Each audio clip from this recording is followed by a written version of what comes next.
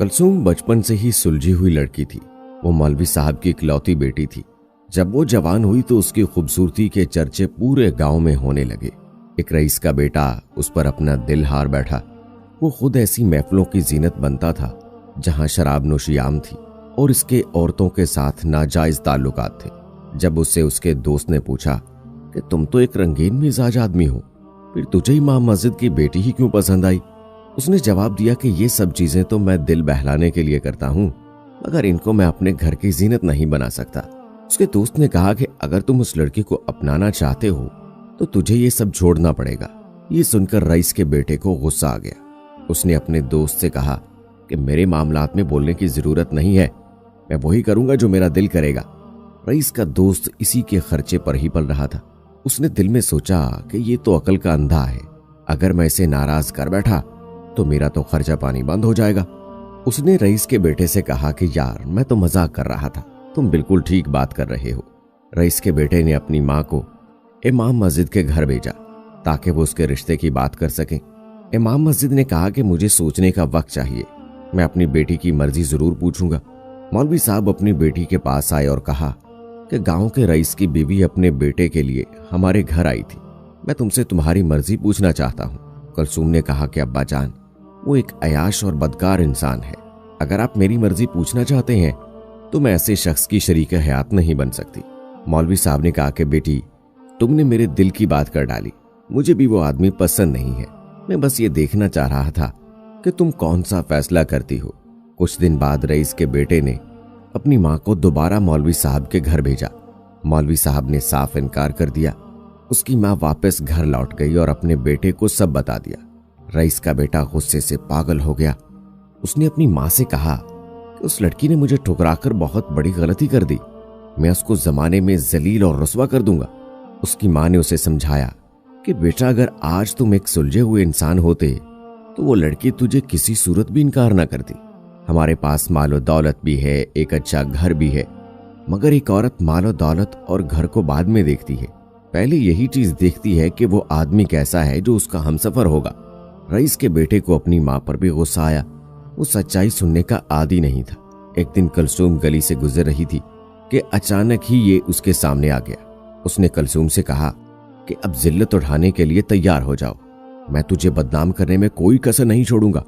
कुलसूम ने कहा कि इज्जत और जिल्लत खुदा के हाथ में है, अगर वो किसी को जलील करना चाहे तो कोई उसे मुअज़्ज़ज़ नहीं बना सकता, और अगर वो किसी की इज्जत की हिफाजत करना चाहे तो कोई दूसरा उसे जलील नहीं कर सकता।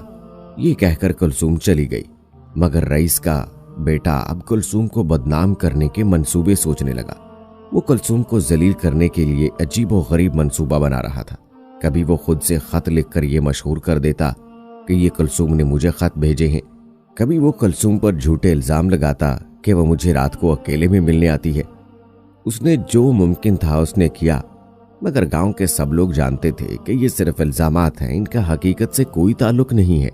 एक दिन मौलवी साहब अपने चचाजाद भाई के बेटे की शादी में शिरकत करने के लिए दूसरे गांव गए। कुलसूम और उसकी माँ भी मौलवी साहब के साथ ही थी। एक हफ्ते बाद मौलवी साहब का खानदान वापस आया तो कुलसूम को पेट में हल्का सा दर्द महसूस हुआ। मौलवी साहब गांव के एक हकीम के पास गए तो उसने कुछ अद्वियात दे दी और मौलवी साहब को तसल्ली दी कि आपकी बेटी जल्द ठीक हो जाएगी। 5 महीने बाद कुलसूम को दोबारा दर्द हुआ। इस दफा दर्द बहुत शदीद था, जिसकी वजह से कुलसूम बेहोश हो गई। कुलसूम का पेट फूल चुका था।